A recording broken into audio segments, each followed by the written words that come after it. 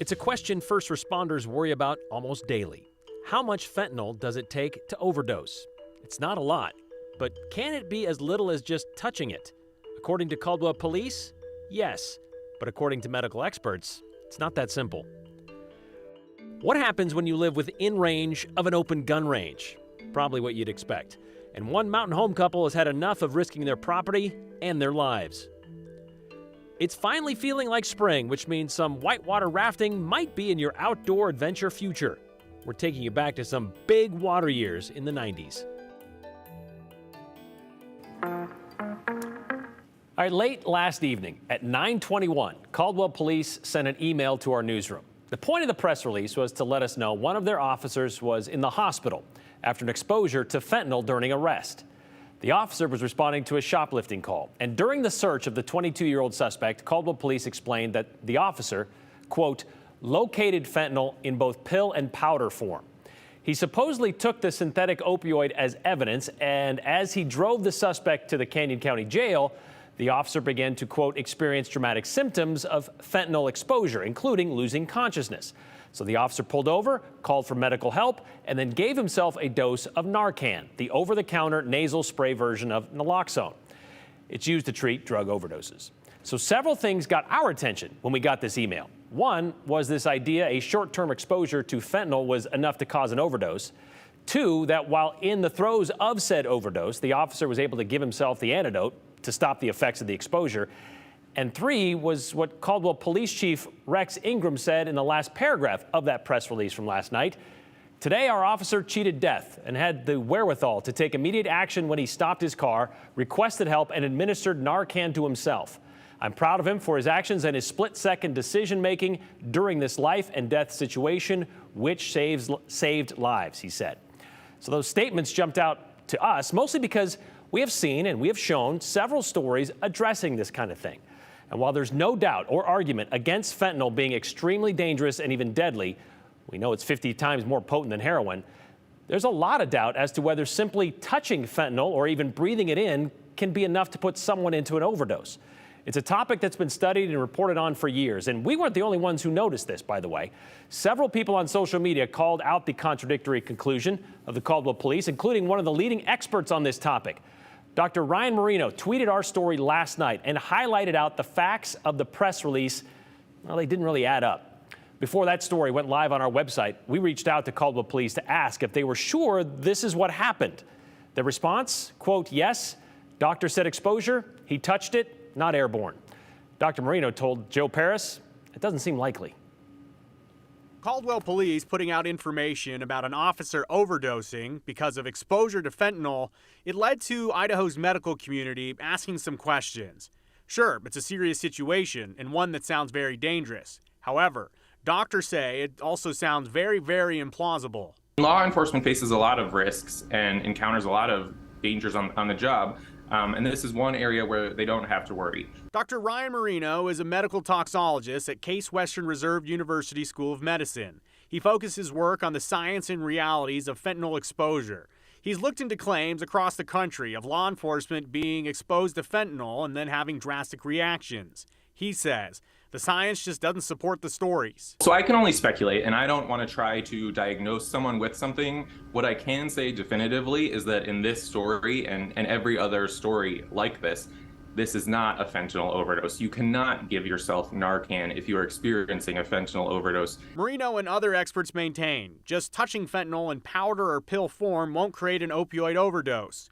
Even ingested another way, Dr. Marino says it would take a significant amount. You would have to be in a wind tunnel with wind tunnel conditions and dunes of tens of thousands, if not millions of dollars of fentanyl powder for it to accidentally be inhaled. To be very clear, Dr. Marino says the reactions officers report having may be authentic.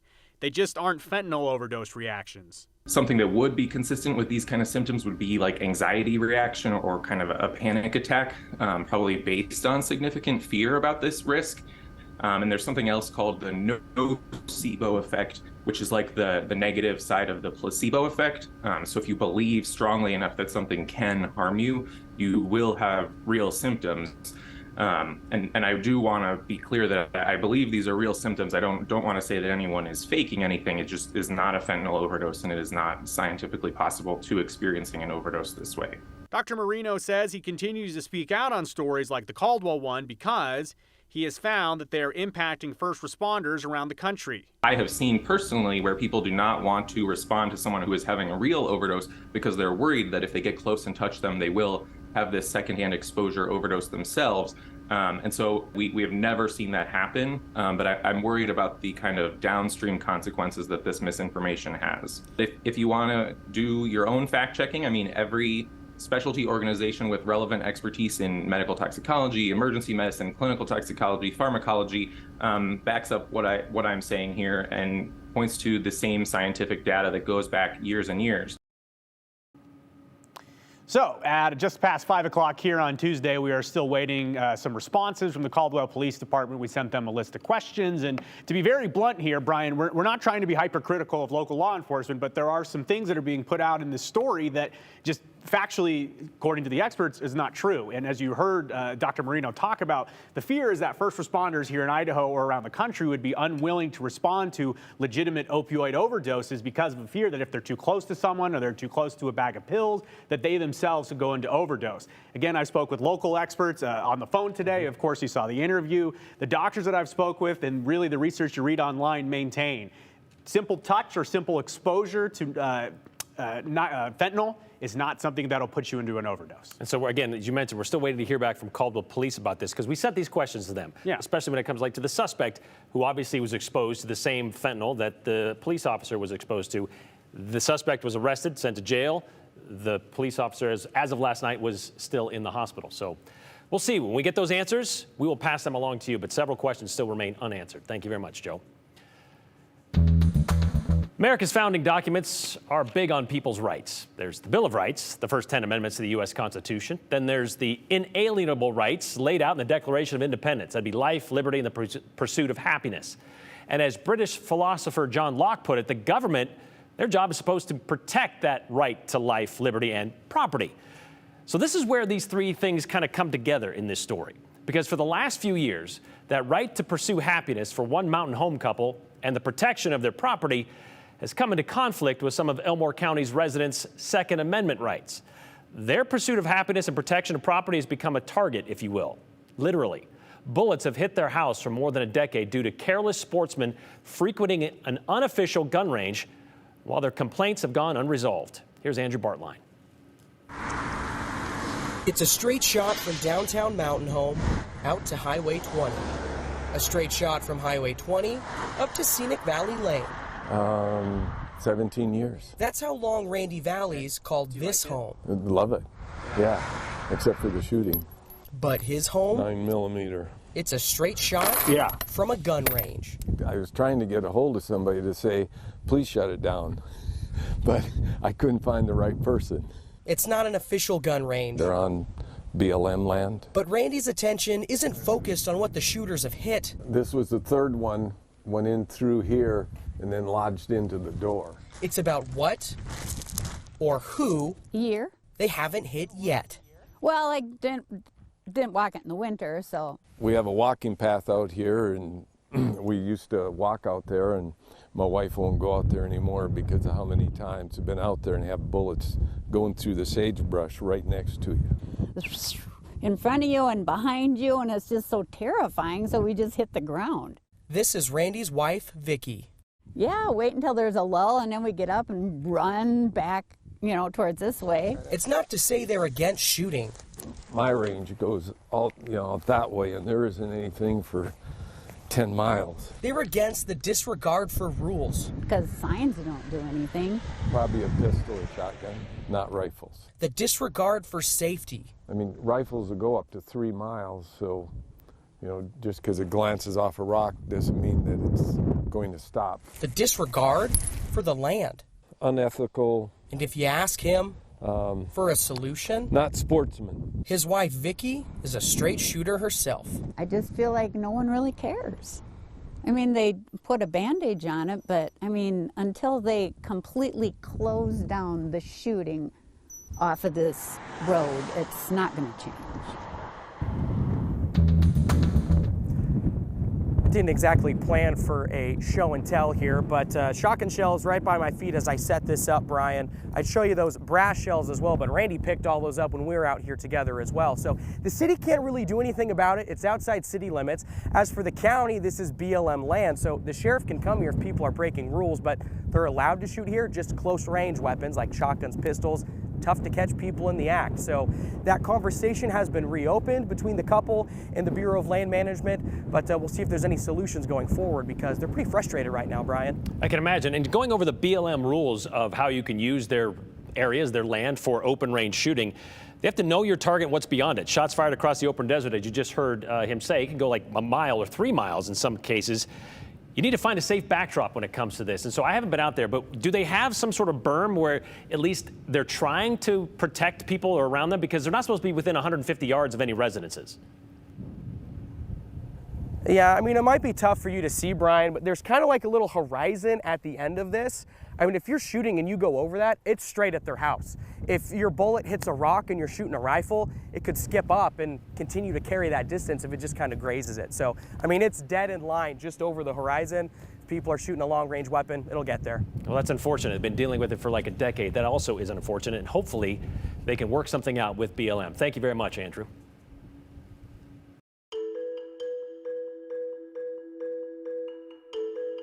The Boise River might be too fast to float today, but what about the Salmon River like 30 years ago? Oh, you're going to need a bigger boat, unless you're good with just watching it on TV. The view is worth it both ways, and something that hasn't changed much since 1995. This is the part where we want you to tell us what you think about the show. We want to hear your questions, we want to hear your comments, and of course, we'll listen to your complaints. Text us with your name and the hashtag the 208. Use the number that's on your screen, 208-321-5614. And if they're short and sweet and maybe even silly, we might share yours at the end of the show.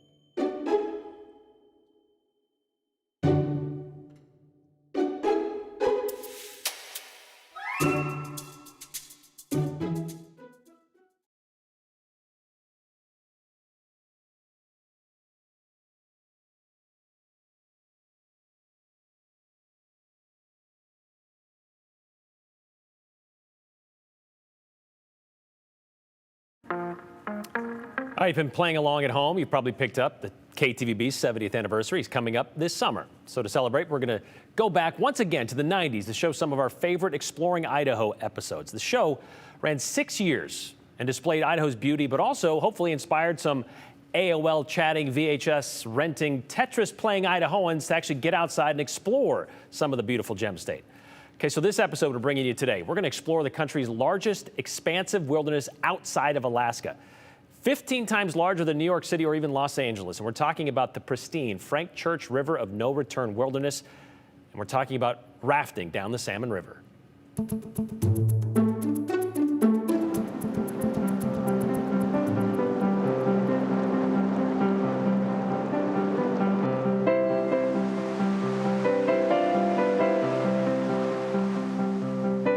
From the deep green of the ponderosa pines to the lime green grasses, the Salmon River comes alive this time of year. I think that there are opportunities on the salmon in the springtime that you don't get any other time of year. One is, of course, the wildflowers. April is the time for wildflowers here. The canyon is green, and not just green. I suppose an artist might be able to describe that particular shade of green. The best I can do is to call it spring green. It's brilliant. The spring rebirth brings colorful wildflowers, breathtaking waterfalls, and an abundance of wildlife.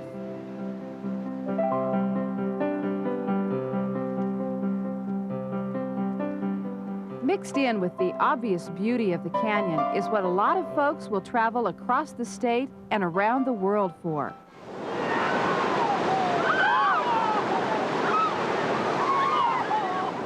And for those who have joined river guide Wayne Johnson on his annual trek down this famous river, it brings adventure along with the solitude. Spring on the salmon is a well-kept secret. Everybody forward.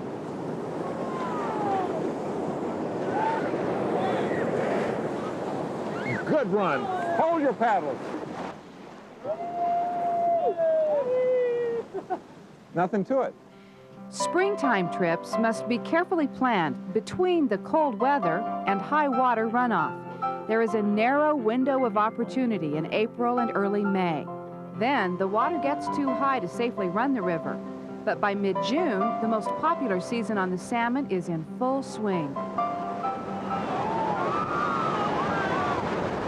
The salmon in the springtime is so unknown to people. It is so unappreciated as a recreational activity that you really are alone out here. You really do have the river to yourself. He says this is probably what the pioneers who came down this river 100 years ago saw. Awe-inspiring scenery and a noticeable lack of people. Today, the scenery is just as awesome and the people just as scarce. The scenic beauty, the peacefulness. I've lived in salmon, all my life, and I was just thinking, gee, many, a person needs to do this more often. And I'd certainly encourage all the people of Idaho especially. This is a resource that's right here in our backyard, and we need to spend more time. While the weather can be somewhat unpredictable, you won't hear many complaints. With the right clothes, a little weather is tolerable. Of course, a dip in the hot springs doesn't hurt either. It feels beautiful. It's wonderful. It's rough. This is really rough in here. This water is really This is fun.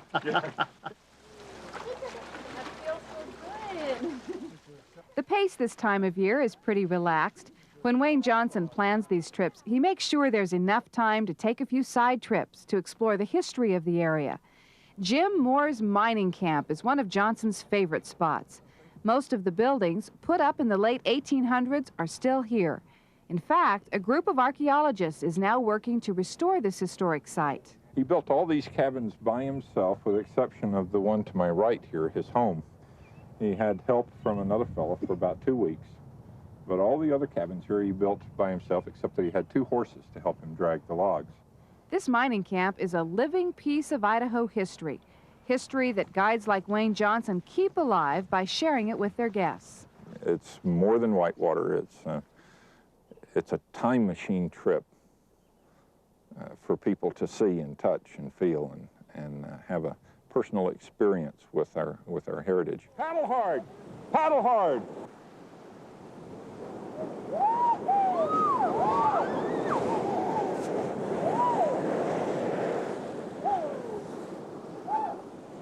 Very good. Okay, hold your paddles. You're wondering if you're going to flip over and if you're hitting it right and if your guide's steering you right and if you're going to end up right side up, but it's always a thrill. It's fun. I love going through those rapids, and no matter how cold it is, it doesn't matter because you're just having so much fun that it just doesn't matter. I like it up front. It's more fun. You get to see firsthand, and you're just right there. Many spring trips end up in places like the China Bar Lodge. After a long day of rafting and sightseeing, a hot shower and warm bed are just the ticket. Throw in a late-night bonfire under the moonlit sky, and you've just wrapped up the perfect day. Paradise, found in the heart of Idaho's wilderness. pretty amazing. You know, you can still visit the China Bar Lodge today. They have jet boat excursions, they got fishing, and of course, a warm place to stay like you just saw. From now until our 70th anniversary celebration, we're going to be celebrating the fact that those wireless microphones worked that well back in 1995. That was pretty impressive. We're also going to be showing a few of the Exploring Idaho stories right here on the 208. But if there's one you're looking for specifically, or you just want to binge them all, you can watch all 6 years of Exploring Idaho on KTVB's YouTube channel right now, or at least wait until the end of today's show.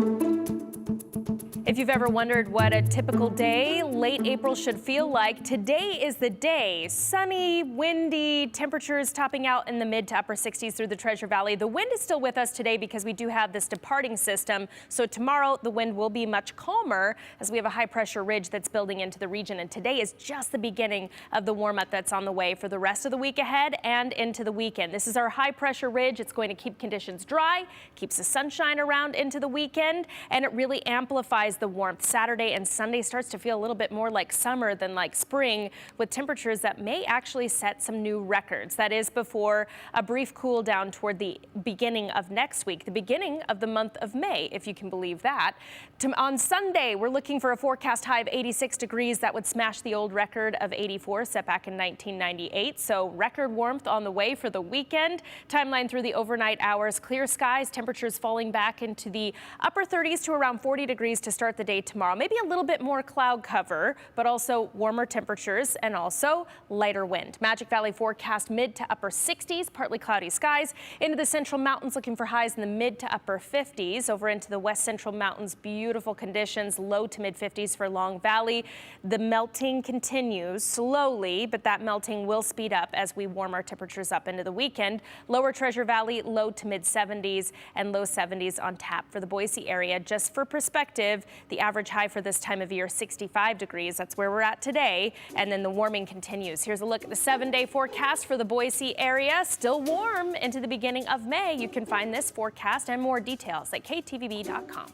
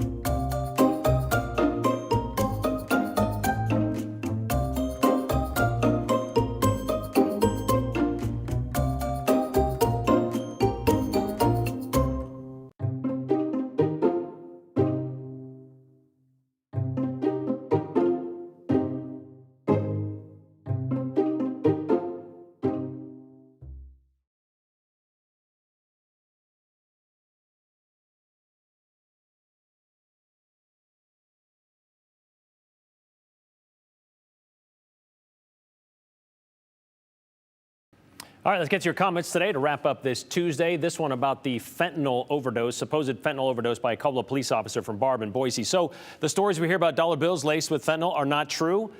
Unfortunately not. It would take a lot more volume of the drug and a lot more than just touching it, according to the medical experts.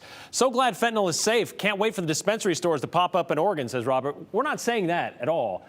Fentanyl is definitely dangerous, but at the dosage that it would take for someone to overdose is a lot more than what they say. And also, the reason we're doing this story is because if we just regurgitated what public agencies told us and took them as fact, well, we wouldn't be doing our jobs, right? And so when we know something might not be true, we want to look into it. But responsible firearms owners and shooters do not shoot without a safe backstop. Guns don't do stupid things, but gun owners may, like leaving trash around. We'll see you tomorrow.